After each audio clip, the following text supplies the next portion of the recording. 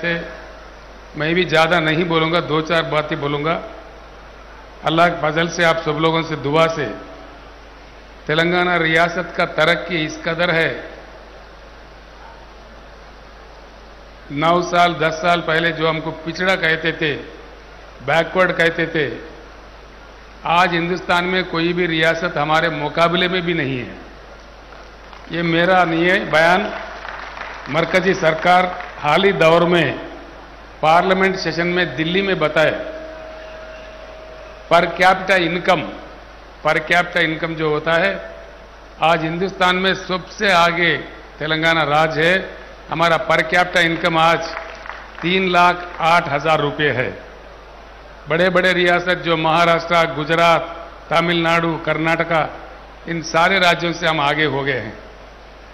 दूसरी एक बात, पर कैपिटा पावर यूटिलाइजेशन, पहले जब तेलंगाना बना था 1050 हमारा पर कैपिटा था यूनिट्स, आज 2140 यूनिट, ऑलमोस्ट डबल हो गया है। उसमें भी हिंदुस्तान में हम अव्वल दर्जे में है। इंडस्ट्री कैसा चल रहा है, आईटी कैसा चल रहा है, आज आप तमाम जनाब जानते ही हैं। इसके साथ ही साथ जहां तक अक़लियती बहबूदी का काम है, एक ही बात मैं आपके सामने रखना चाहूँगा, ज़्यादा नहीं कहूँगा, सब आपके सामने है। हमारे असद भाई, तमाम कायदीन मेरे से गुजारिश किए थे कि अनीसुल गुरबा का तामीर होना चाहिए। अब तैयार हो गया बहुत ही अच्छे अंदाज में, वो बिल्कुल अब हमारे सामने खड़ा हुआ है।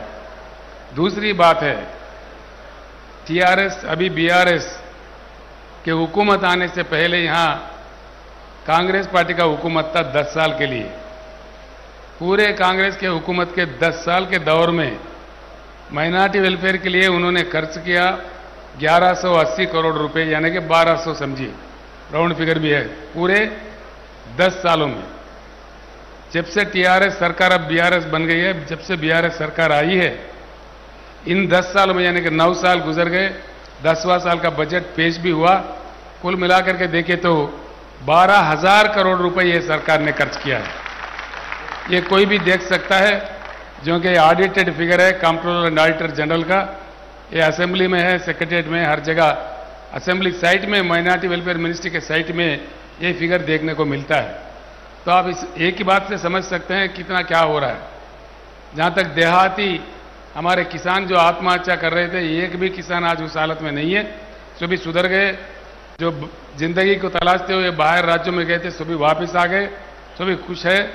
और आज मैं फकर से कहना चाहता हूं आपके सामने, दान का जो खेत होता है हिंदुस्तान में आज 94 लाख में, यानी कि 94 लाख एकड़ में खेती हुआ है दान का। सिर्फ तेलंगाना रियासत में 56,40,000 एकड़ यहाँ पे, यानी कि पूरा हिंदुस्तान में जितना है उससे भी ज्यादा हमारे पास अब हुआ है, कल्टीवेट हुआ है। ये भी हमारा एक निशाना देख सकते हैं। पीने का पानी का मसला खत्म हो गया, करंट का मसला खत्म हो गया, बेरोजगारी का मसला भी धीरे धीरे खत्म होते जा रहे हैं। इसके साथ ही साथ हम तो आगे बढ़ रहे हैं, लेकिन देश पीछे जा रहा है। ये कहने के लिए मैं शर्म नहीं करूंगा, लेकिन मरकज में जो सरकार बैठी हुई है, वो अगर हमारे बराबर, तेलंगाना के बराबर काम करता तो हमारे जीएसडीपी कम से कम 3 से 4 लाख और बढ़ने थे। इसमें हमको मार पड़ा है। और देश आज एक अजीब दौर से गुजर रहा है, ये हम तमाम लोग जानते हैं। मैं बुजुर्गों से, नौजवान भाइयों से, सभी दानिशवरों से मेरा गुजारिश है कि हिंदुस्तान हमारा है, हर हालत में इस देश को बचाना है। छोटे छोटे मुश्किल तो आते रहेंगे, इंशाअल्लाह आपका ताउन हो, लड़ते रहेंगे आखिर तक। ये टेम्पररी फेज है, कुछ होने वाला नहीं है। असलियत का, इंसाफ का आखिर में जीत होगा।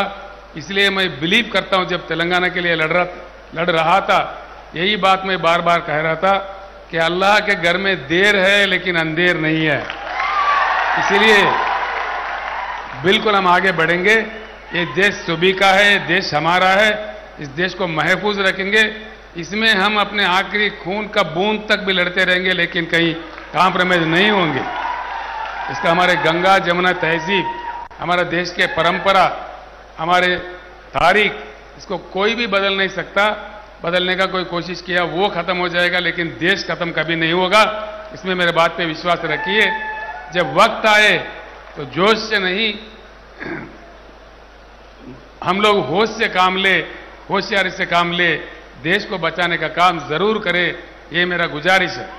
और एक बात मैं खुशियों के साथ कहना चाहता हूं, देश के राजनीति में चलने का मेरा इरादा हुआ, जो गुजर रहा है हिंदुस्तान पे उसको सुधारने के लिए।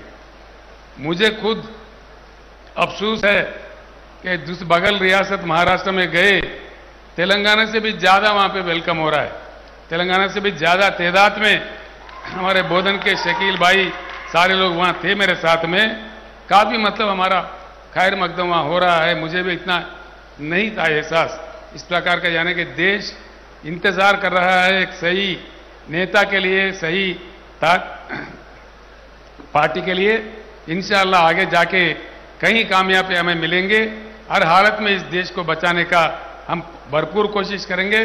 फिर एक बार मैं तहे दिल से सारे बुजुर्गों को, सारे भाइयों को जो भी यहां तशरीफ लाए हैं, जो नहीं भी लाए हैं, सारे हमारे रियासत के और मुल्क के मुस्लिम कौम के जितने भी हमारे बुजुर्ग भाई बहन माएँ हैं, आप तमाम लोगों को इस मुकद्दस और मुबारक रमजान माह का फिर एक बार मुबारक पेश करते हुए मैं रुखसत लेता हूं।